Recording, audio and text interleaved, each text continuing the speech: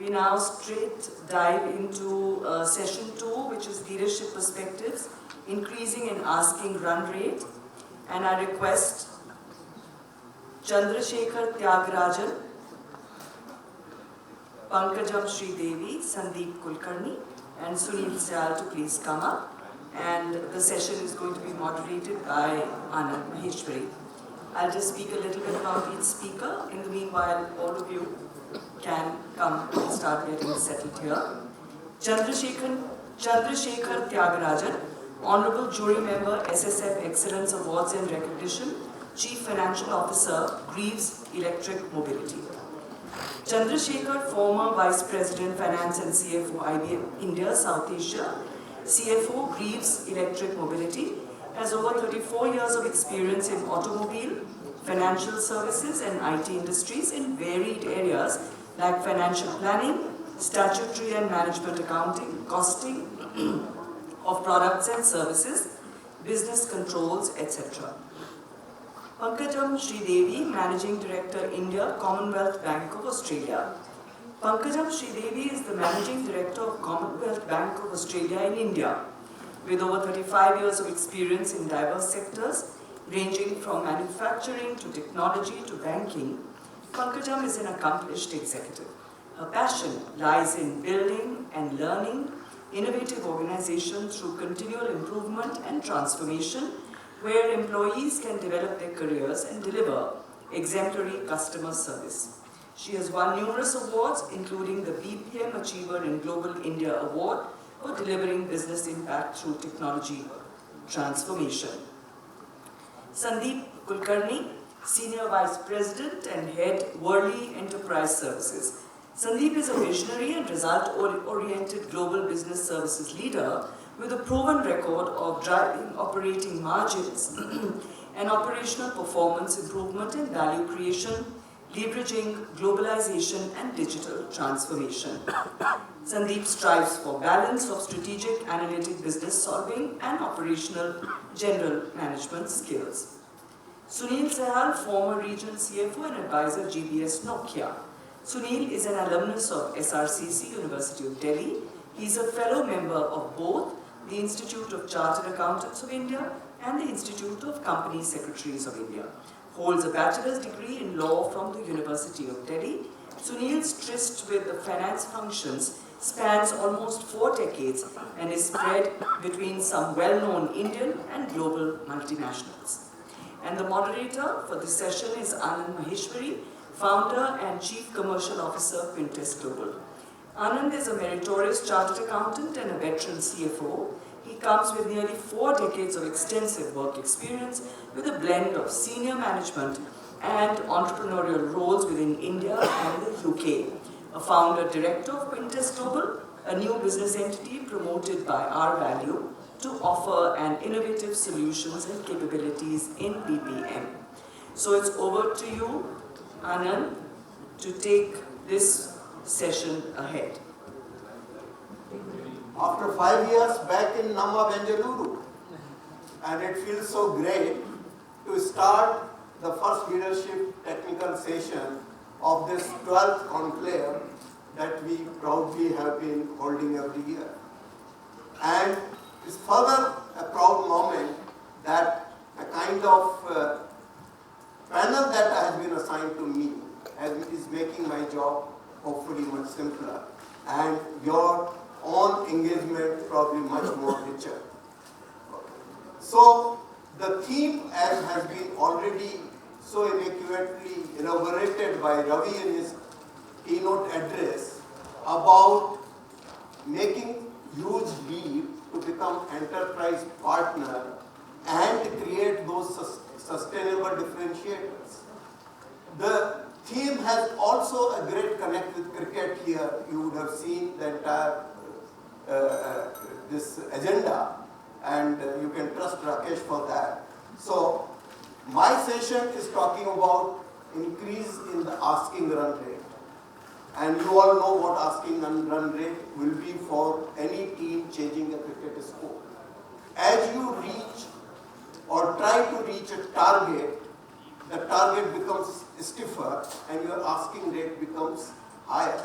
And And such need of an enhanced response is what is this leap going to be all about. So, without further ado, I will just try and say a few things before I turn to my fellow panelists and who can then enrich the whole conversation with their knowledge. So, as Ravi also talked about, what has been the differentiator for this industry which has evolved over the last 25 years and metamorphosized itself many times over, and especially in the last few years. So, what was our strength are no longer differentiators.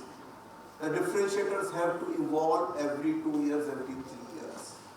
And whatever was being considered as USPs are no longer USPs for business services or enterprise services. They have become so-called hygiene factors, basics. So, now then when you talk of the new value proposition, the very definition of value has to be seen holistically. And my fellow colleagues will talk about it in a greater detail, specifically Pankajam, and I don't want to steal the thunder. But I only wanted to point out that the way we see it, value has 3 clear dimensions. One, what can be relatively easily quantified, felt, is tangible value to your P&L, to your balance sheet, etc., that we all know about, and we have been talking about that. There is the next type of value, very, very important, can be felt, can be partially quantified, can be experienced, is your ultimate customer experience. How you create value there or give additional value there. And for enterprise functional practitioners that we all are here in this room, there is a third dimension, very critical dimension of value, which may not be so easily quantifiable, but is very, very important for organizations, and that is relating to importance issues of governance and risk management. How you tackle those in your functional excellence, that also is a dimension of value. So we have to live, my submission here was that we have to sort of look at this value in all these dimensions comprehensively.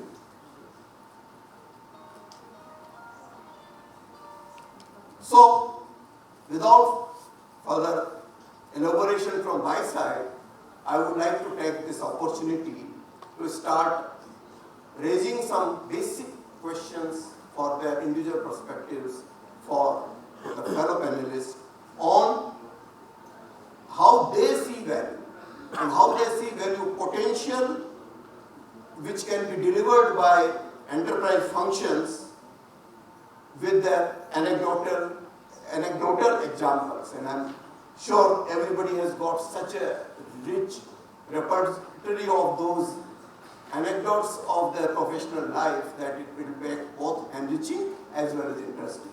So now I will take a seat and maybe I can start with Sandeep.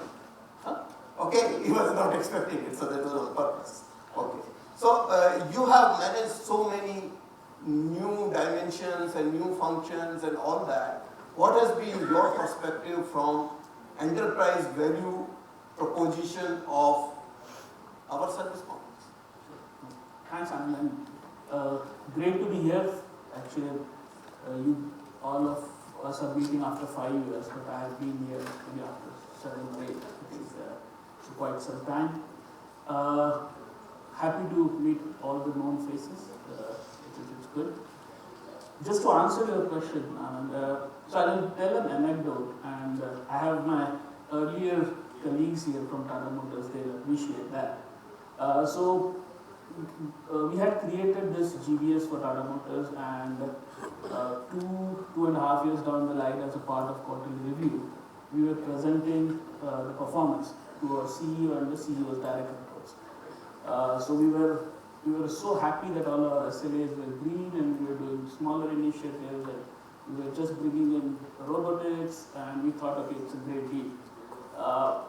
Halfway through the meeting, the CEO stopped the meeting, and he said, okay, these are hygiene factors, as you mentioned, that this is what you're supposed to do.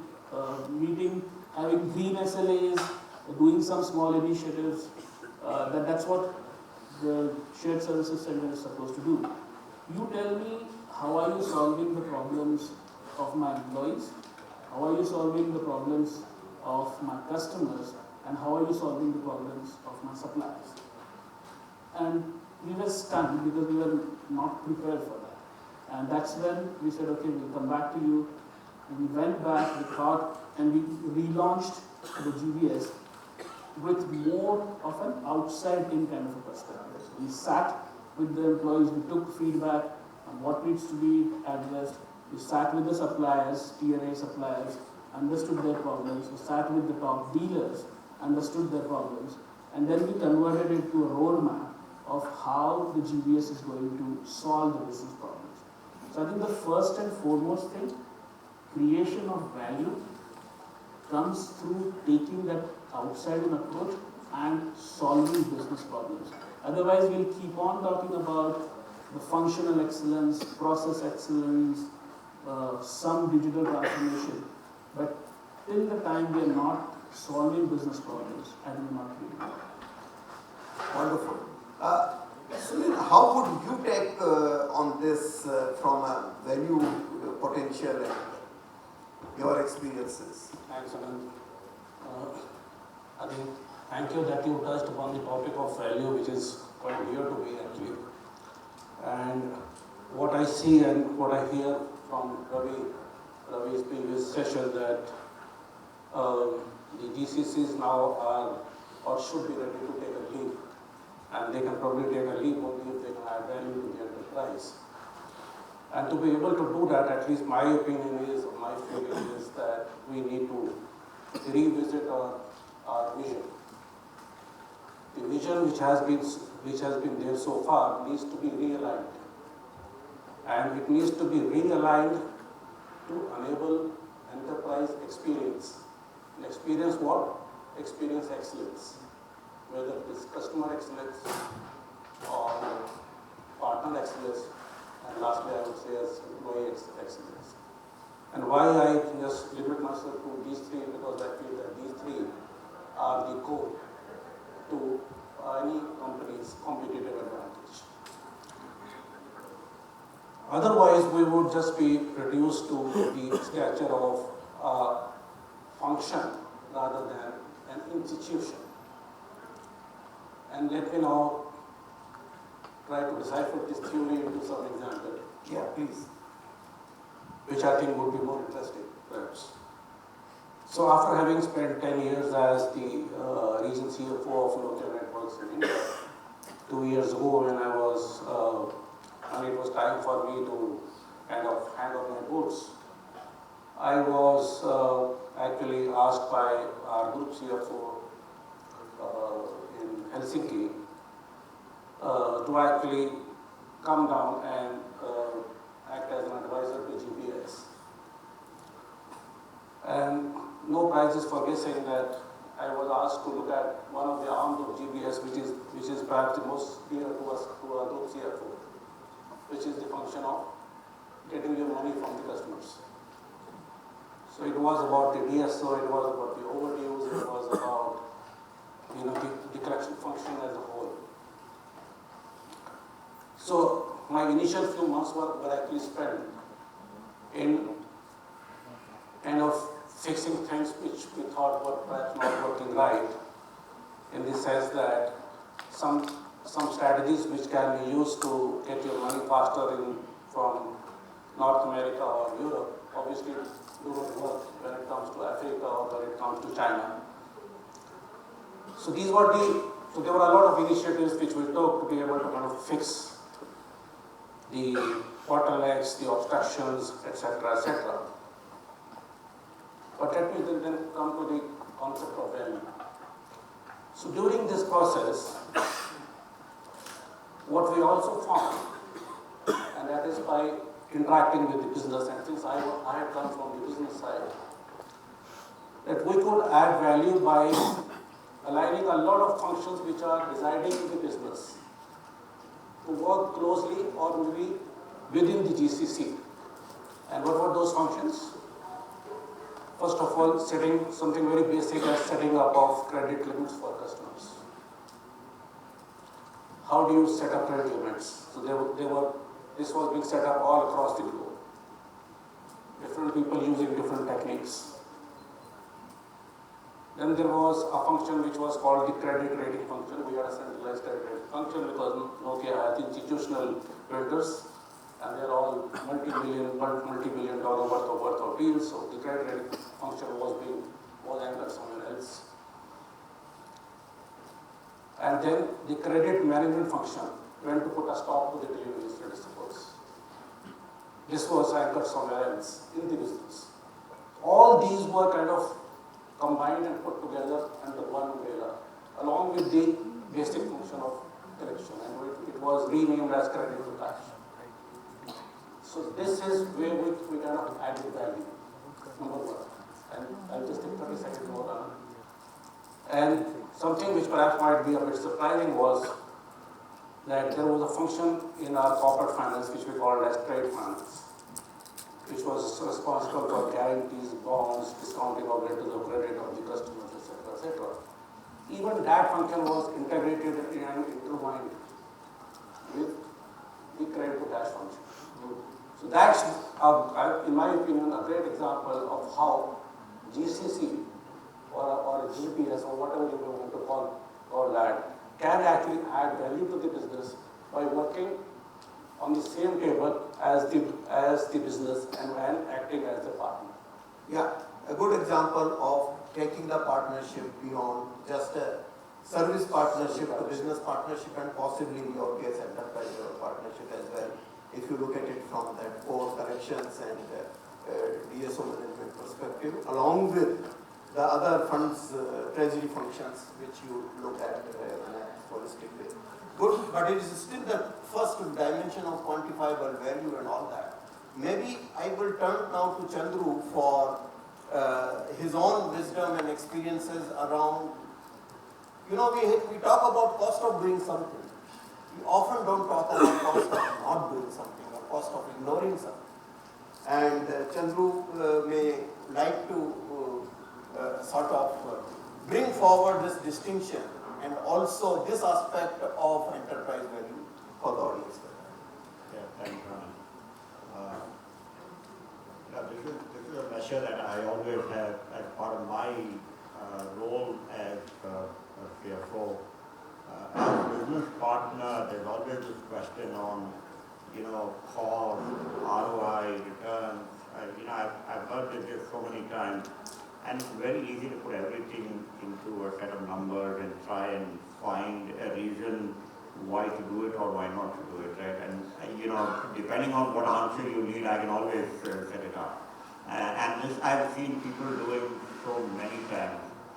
The question I ask myself every time a business case comes to me, the question I ask myself is how impactful is it, right? And I ask the requester or the presenter to tell me, okay, what if I did not do it? Now tell me, so he would have put some 5-6 pages on, the cost of, the cost of doing it, what benefit he would get, how does it help, 3 months, 6 months, 1 year, 2 years, 3 years, all that, right? I said, okay, all this is great.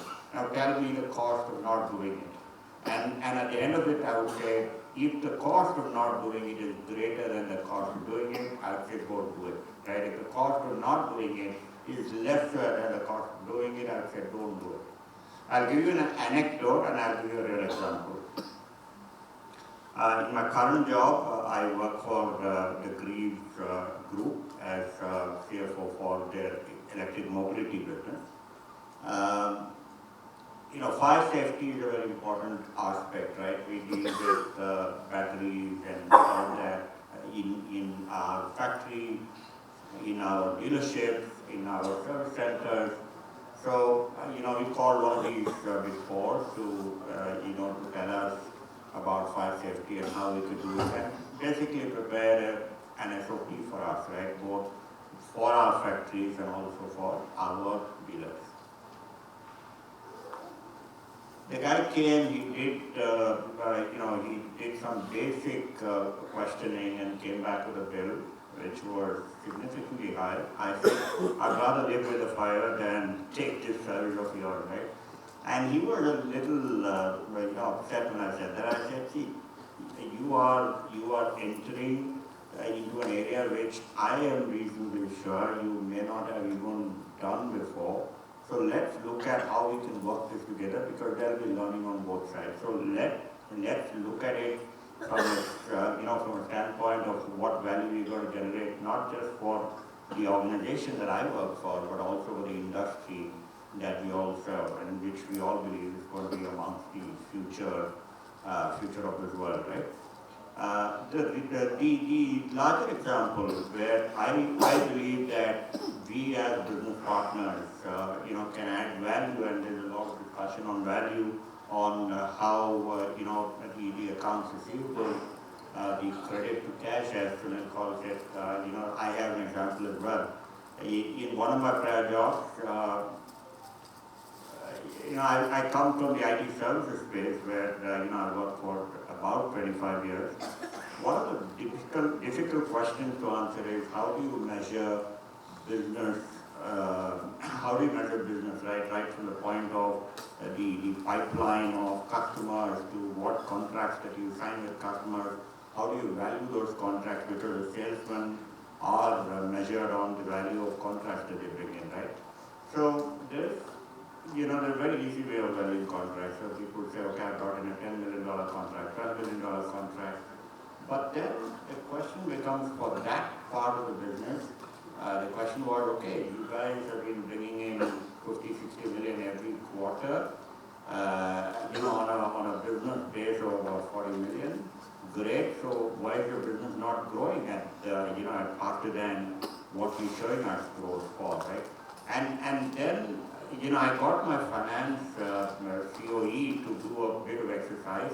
I said, can we now move data that is available into information, into insight, and that's the classic methodology all of us follow. We actually went back to the business showing them that what they're actually doing is, getting in business at a certain value, but they're not able to convert it into revenue. It impacts the amount of signings that you're actually declaring to the street as a listed company. It impacts the understanding of what kind of growth one is going to get. It impacts revenue recognition. It impacts business performance. It impacts valuation of the enterprise. It has far-reaching impact. Question is, to Anand's point, can I quantify the cost of that team that is doing it on an ongoing basis? I don't think I can. I don't think I'm putting ROI to it. Can I quantify, what kind of value they're going to immediately generate? No, I may not be able to. But can I for sure tell you that, it was more costly not to have it than to have it? Yes, I can, right? I actually demonstrated it. The sales team was mighty wild, because suddenly the incentives of their salesmen were coming down, because we were telling them that you're not adding business value, because the revenue you're getting or the signings you're getting, a lot of it is empty calorie because of multiple reasons. It was a little tough to navigate that, but ultimately we got the business to understand that it was an imperative for them to look at it the way they should be looking at it versus the way they were looking at it. It was very binary, and that was not necessarily the right answer. I'll stop here, but I thought it was important to help us understand that as business partners, it is value and less about metric that we should all be aware of. Thank you. And, so this is very interesting aspect of value and value creation versus value protection and everything that you ended upon. So, on purpose, I have kept the lady at the last, and you will I like it because normally it's ladies first, Yeah, like on equity. Yeah, last. So you have the last word on value, and I know that you are a favorite. She's the Dhoni of the team, right? Sorry? I said you are the Dhoni of the team, right? Dhoni. You got that long over. So with the asking run rate being higher and higher, you have to keep your arsenal accordingly. So please, Pankajam, can you share how you look at this enterprise value and the role that we as enterprise function professionals have to play in that, and what is changing very rapidly now, and we have to keep abreast of those changes. So forward. Okay, so I must tell you that I have two phases in career. One is when I went into a settled organization and then moved it upwards with respect to what we are doing. And the other one currently is starting it from scratch. So I have a very different perspective when I started an organization from scratch. But what I want to tell you is that as a group, any organization in India is no more cheap. We are expensive. If any organization across the world wants to do some abstract work like data entry, etc., they have a lot of options. Sri Lanka, Poland, Mauritius, there are lots of options. However, the advantage that we have is that we have a talent workforce that has worked from a banking perspective. BFSI, if I take, they have worked in many multinational banks. That's the differentiator with talent that we have. My fellow speakers were talking about we need to add value and gave a lot of examples of value addition. I think for the last 10 years we have been adding value definitely from India, from the workforce. In many ways, we added value to the parent organization. For another name, I'm telling parent organization, but it is the organization that has sent work to India. We have been adding value to the enterprise, yes. However, if we really want to take a leap, today adding value is not enough. We have to get to the next phase of shaping value. Shaping value for the enterprise. And if any group can do it, shaping value for the enterprise overall, from another part of the world, that is definitely going to be India. And what are the aspects of shaping value? I think Ravi touched upon many of them, which I would put under shaping value, but I would look at three aspects. The first one is lead from India. Gone are the times where we sit and say we are followers, we will say we will do what you tell, we will do a little more than what you tell and say here is the value that we are adding. I think gone are those days. We must show the guts because we have the talent with us and the experience with us to say we want to lead these objectives and key results for the business. Because we can't talk about functional and digital transformation, I think we must align ourselves to the objectives and key results of the bank. I can give an example because I come from a bank. If we decide that we will give a commercial loan to a customer in 10 minutes, then every group must be aligned to that particular objective and key results. If we want to be part of the enterprise or we want to be an enterprise partner, then we get agile to make sure that that OKR is met. I think that's the transformation that we have to get for ourselves. So that's when we say lead from India. And lead from India can have multiple levels of aspirations. Even a community of practice that we build, that's lead from India. If you say that we have platforms that are built from India, predominantly, that's lead from India. Even, if I look at my organization as an example, we build the next best conversation with the customer. If we understand the customer well, our next best conversation can add to the revenue of the bank. That's what is lead from India, and we can do that with absolutely nothing more than the kind of environment that we have today. Another one is that when I say lead, definitely lead from India, We can also have innovative operational practices from India. You know, how do you set an operational practice? For example, I'll set a goal saying that 0 operations. It's a very ambitious goal. When you say, why do we have operations? It's because data is not flowing well. Why can't we say that those are all customer complaints? It means that I'm paying Anand $10, Anand didn't receive it, it will come to a queue, somebody will repair it. Why? Why can't we say that that volume will be 0? I think that's what technology is going to impact us. So innovative operational practices with the help of the latest technology from India.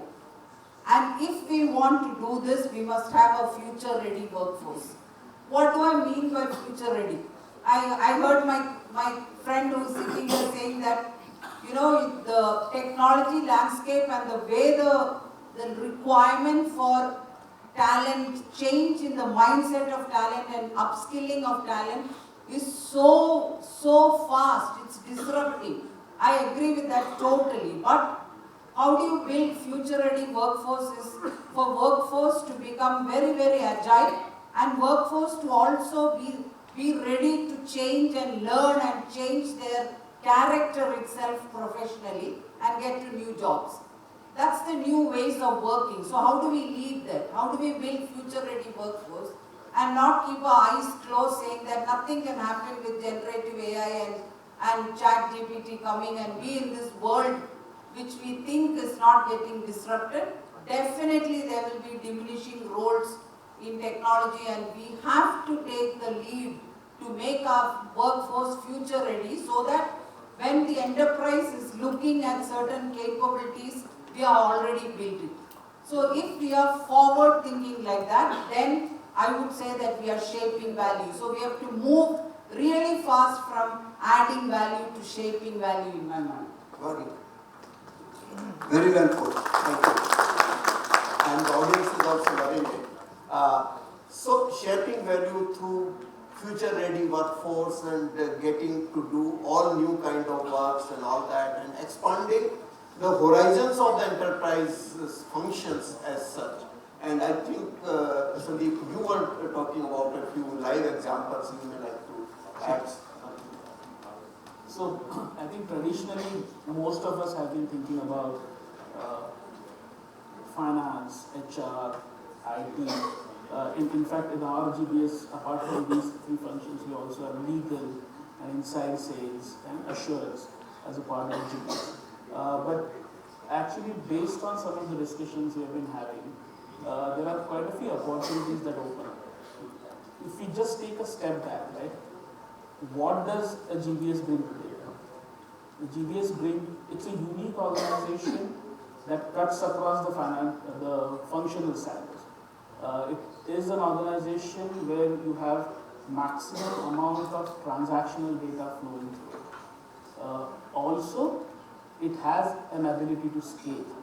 So if you bring all these 3 dimensions together, and those are the actual discussions which are happening right now, there are quite a few opportunities that open up.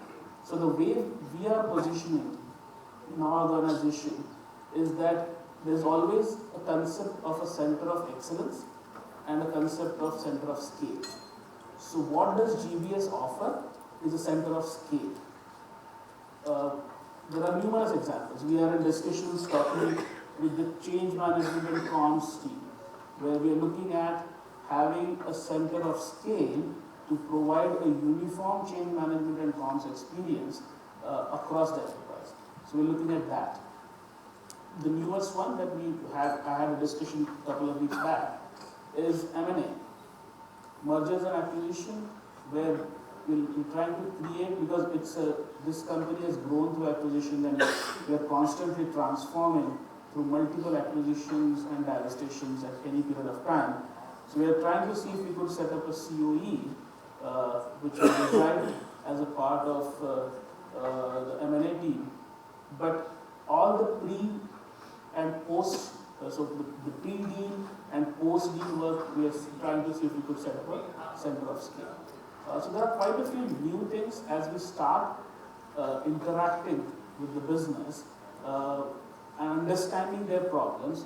and putting these dimensions and the strengths that a GBS brings to table, there are quite a few opportunities that are opening up. And there are, I think 3 weeks back I was in another forum where there are companies who have, there are GBS centers who have started doing this.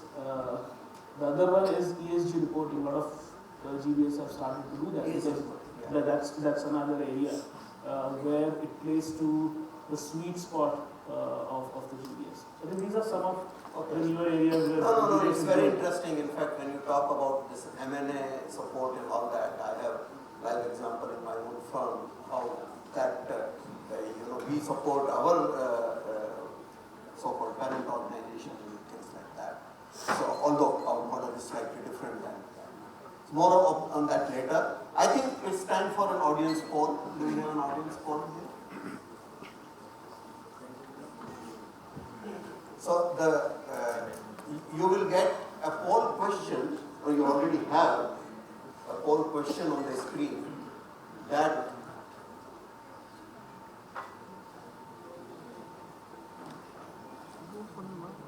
what's the code or something? That's the code. You have to get into 90.com and use this code 33830947. And even panelists are welcome to participate in this if you don't have a phone, that's it.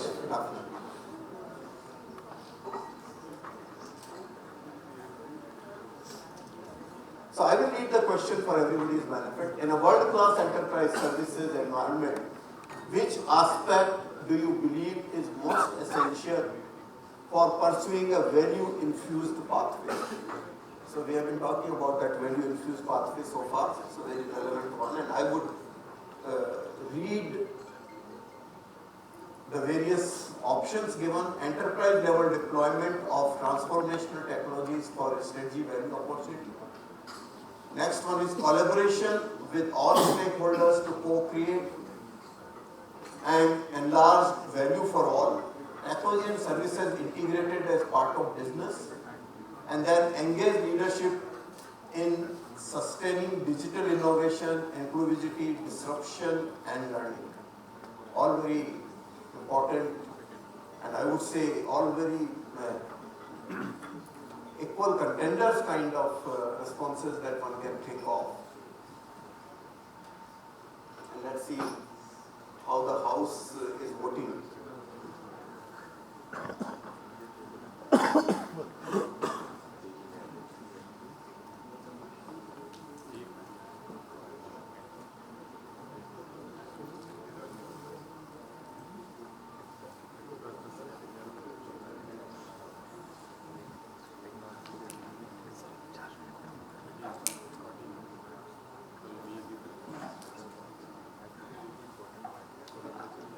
Some of the graphing is familiar to the yesterday's experience of the counting after the Don't go by the color code. 30 more seconds. There are still quite a few responses that are going to come.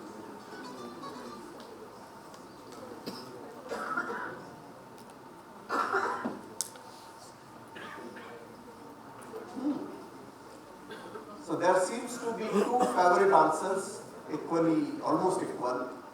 That is talking about, still some more responses coming in.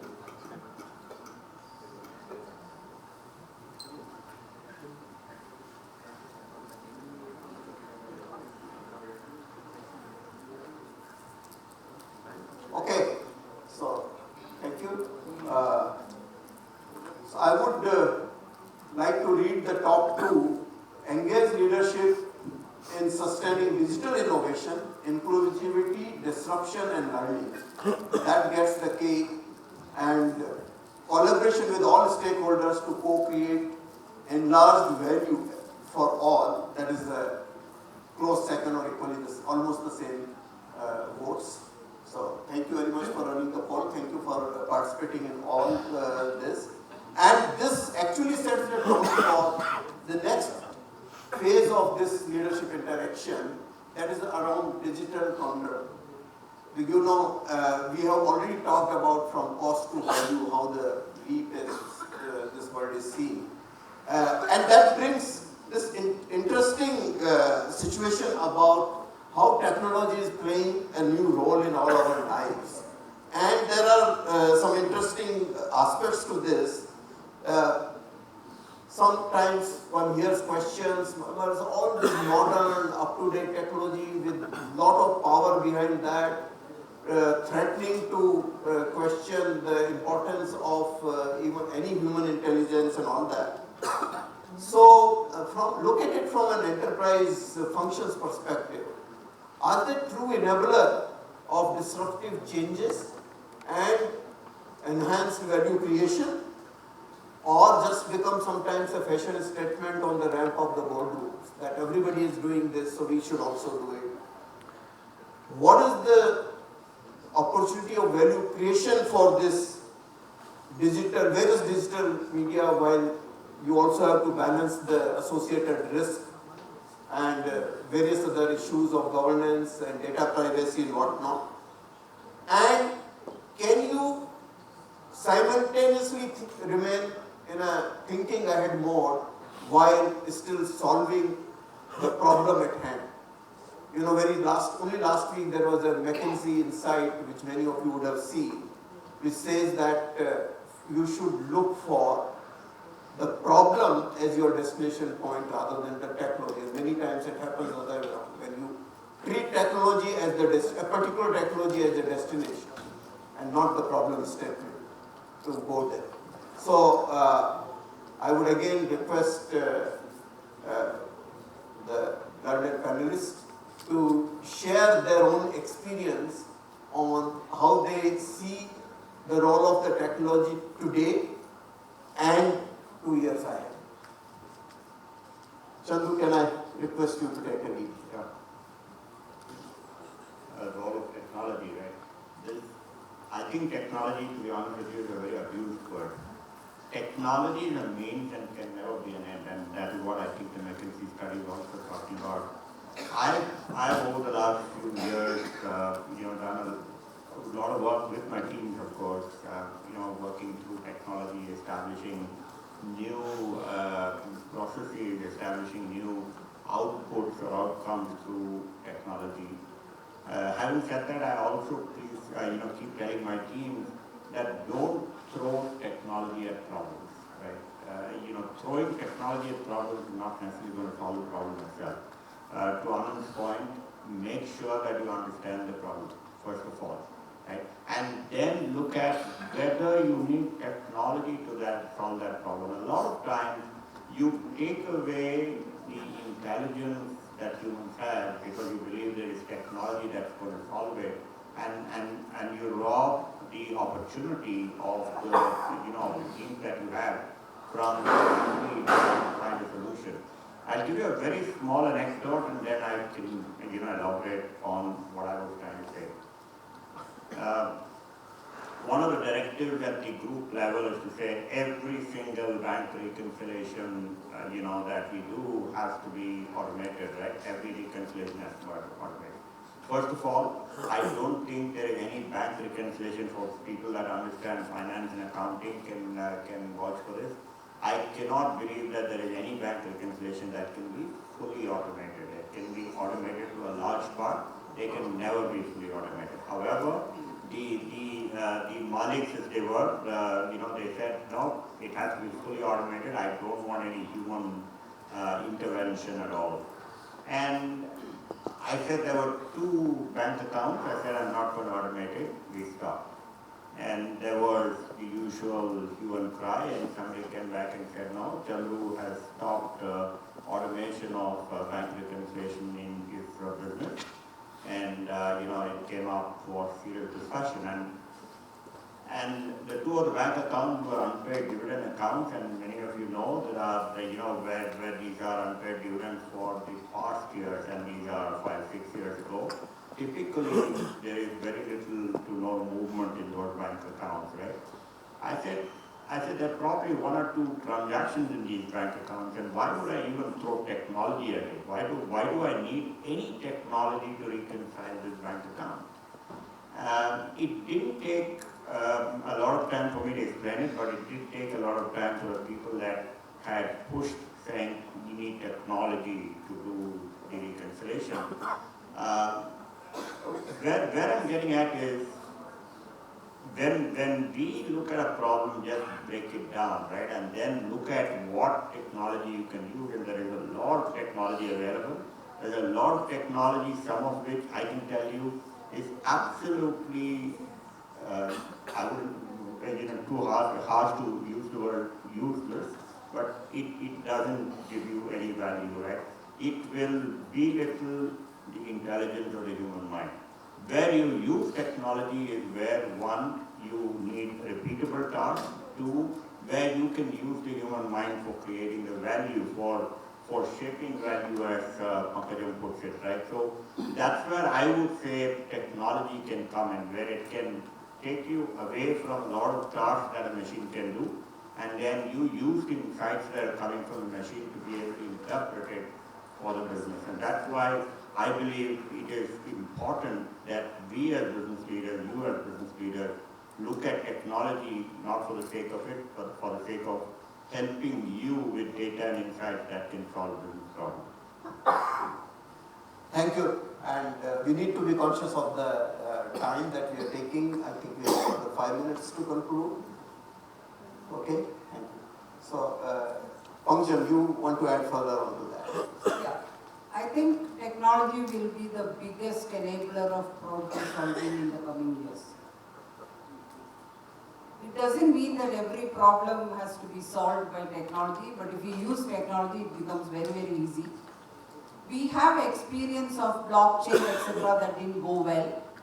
But if you look at this, the last 1 year, the way that technology is progressing and the way that people can use it, it has become very easily kind of assimilable. People can assimilate it very easily and do a lot of work by themselves. So if you look at machine learning and artificial intelligence, anybody can write a Python program, I'm telling you. I myself wrote it for a day, for my address, for example, just to see how difficult it is or how easy it is. So if we use technology as an enabler, that is when we will add and shape value from India. And it's also getting cheaper. Earlier technology was very expensive, so you can only use it to solve complex problems. But now it is not like that. It's very cheap, it's available, ChatGPT, you can download on your mobile and write a program. And again, human in the loop will come very strongly, where the work that we are doing today will be done by machines. You saw Microsoft, that Copilot. No more you will code, but you will really be the enabler to get the outcome from technology. So the only caveat that we have today is that the people who are building this technology, they don't have domain expertise. And the people who have domain expertise, it's very hard to get to understand the technology. The minute we really combine these two teams, then sky is the limit. That's what I would say. Let me just add. Yeah, Sunil, please. I think, in my opinion, the question is not about technology or not having it. The question is about having the right tech. Because one solution fitting all will never work. It has never worked anywhere. And technology always comes at a cost. Many times, as you very rightly said, it has become a fashion statement. And I'll just take a small example. We spent a few $1 million, I think where we kind of acquired some process mining rights from an ex-company which I will not name, without even trying to understand whether process mining was the issue with our business. We spend that money, and I don't think we even realize 1/10 of what we spent. So it's not about technology. Definitely technology will be required. But the bigger question, and the question to which the answer is extremely difficult, is which technology to use for which issue. Very well said. Very well said. You want to add something to this? Just a quick note, I know we're running against time, but no offense to any CIOs, any technologists in the room, but sometimes in enterprises, right, you get a feeling that it's like my teenage daughter. You go in a shop, you buy everything, and then you decide what you want to use or not. And there are quite a few enterprises that happen that you shop and then you put in technology for the sake of it. Recently we looked at some of the platforms that we've been put, and we don't know why we bought these models. We never used it. We're never going to use it. So again, I think it's going back and taking that step back. Okay, yes, technology is great. It's a great enabler. It's here to stay. But looking at putting the right technology to solve the right problem, I think that's something which more pragmatic approach rather than looking at enablement of features of the existing technology, rather than that looking at okay, what problem it's going to solve. And that's how it's becoming very easy these days than earlier days. That's what I would add. So we are left for time with just a couple of audience questions, please. Please bear with us. There is a hand already up there, so please pass on the mic there to the gentleman on this side.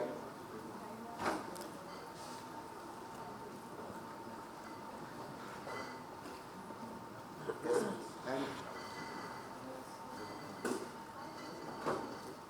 Hello, can you hear me? Yeah, we talked about technology and it's great, but I think while we talk about the greatness of technology, we also have to look at the flip side of it, which is the risk which comes with technology. So I think whenever things get easy, it also is easy for the other side, which is the deep side, which will try to leverage technology to disrupt in a bad way.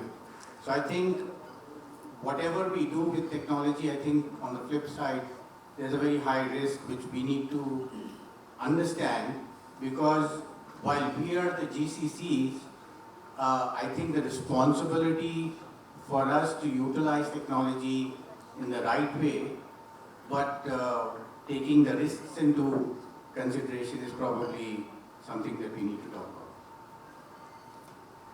You want to respond to that? Yeah, I think it's an observation, Yeah. So I just want to say that I think you're referring to cybersecurity risk. When you have a robo, for example, it gets into Google. In the same way, the cyber threats can come through the same path. That's what you're telling. But we are talking about the leap that we need to take. We are talking about the value that we bring. And in that circumstance, you're absolutely right. The risk governance is taken for granted. We should not forget it. The first part is the risk governance, and then comes the solution. So because of our experience again in India, where we moved from macros or UDTs to robotic process automation to artificial intelligence, machine learning, and now into generative AI, etc. That's the path that we have taken. So if there's any group that can really make a difference in that governance and risk management, it is this group.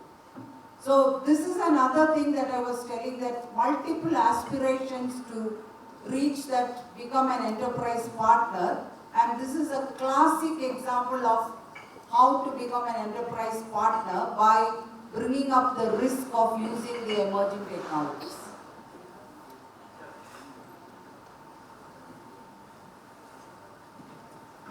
So a question for the panelist, Atul Kulshresh from British Global. So what is the process in your organization, respective organizations, when it comes to, do you look at problem solving first, do you look at technology, how do you approach it, right? Because at the end of the day, you want to be ahead of the curve, right? I mean, at least if you want to beat the market, or you want to be a laggard, or somewhere in the middle, right? So what's the approach which you take, right? Because there is no right and wrong answer, but every organization and every organization is different, right? So just want to understand that, probably to give a little bit of context. Thank you. Thanks, Atul. I will take just one liberty here, that instead of every panelist responding, in the interest of time, can I request Sandeep to take it? So, very good point, I think you brought it up. So, we look at it in my current organization, we look at it on multiple dimensions. So, one is obviously from the basic foundational technology, we look at it from a dimension of technology debt. So, where we are from a technology debt point of view, are we behind of what is the bare minimum that needs to be there at a foundational level. So that's the basic part of it. The second part is as you look at some of the new, then the second part is about looking at a problem, what is arising. First, taking a look inwards of, okay, is my existing technology roadmap going to solve it in immediate future, and based on the roadmap, is it going to be a sustainable solution for the next 4 or 5 years or so? If not, then you start looking at, okay, what are the new technologies that could be available? So most of the things are driven through the problem statement, and we are trying to go away, at least from a GVS point of view. We evaluate most of the technology or any of the transformation on 3 aspects. How each project is going to either have an impact on the efficiency or effectiveness or experience. Based on this is what we evaluate, and then we look at, okay, do we have a technology platform or what is there in the market, what are the peers doing, and then take decisions. Rather than going after just the technology debt or just by going after the buzzwords that are there. Thanks. I know there is not enough time, but for us to deliver enterprise value, right, it's also important to understand what are the drivers for that, right? Where is the next big thing going to happen, right? So that's another dimension. I know we don't have time, but something for the break time. Yeah, we can talk on that. Actually, it is thinking about the customers to start with. You don't use technology only to solve problems. You use technology to think about what does the customer want next, and then you work on it. The product mindset, technology brings that. So there are various things we can talk during break. Thank you. Yeah, thank you very, very much. I wish we had more time on this session, but we have to bring it to a close now. And kindly stay on for a couple of minutes on the stage. Thank you very much for that rather enlightening session. May I request Navneeta Krishnan.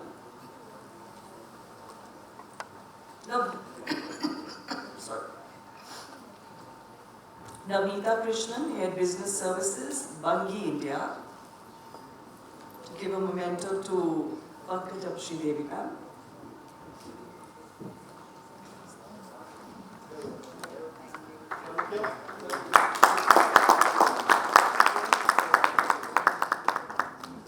May I request Sunny Goyal to come up, Partner and Group Head, Investment Strategy Consulting Group, NRI,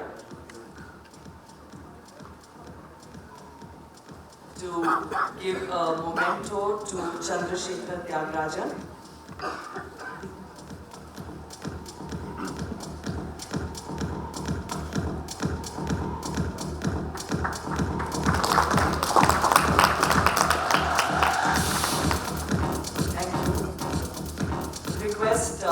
Parag Mehta, VP Customer Solutions, Quintes Global, to come up to give a memento to Sandeep Kulkarni.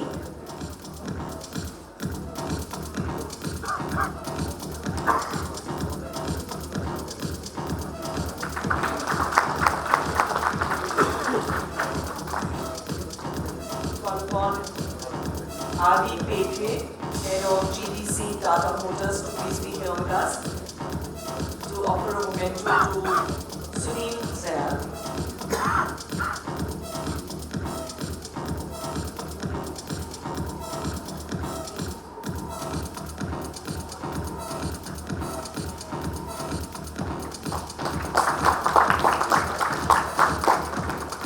And Tarun Ahi, VP and Head of Group Shared Services Center, JSPL, to please come up to give a memento to Anand Maheshwari.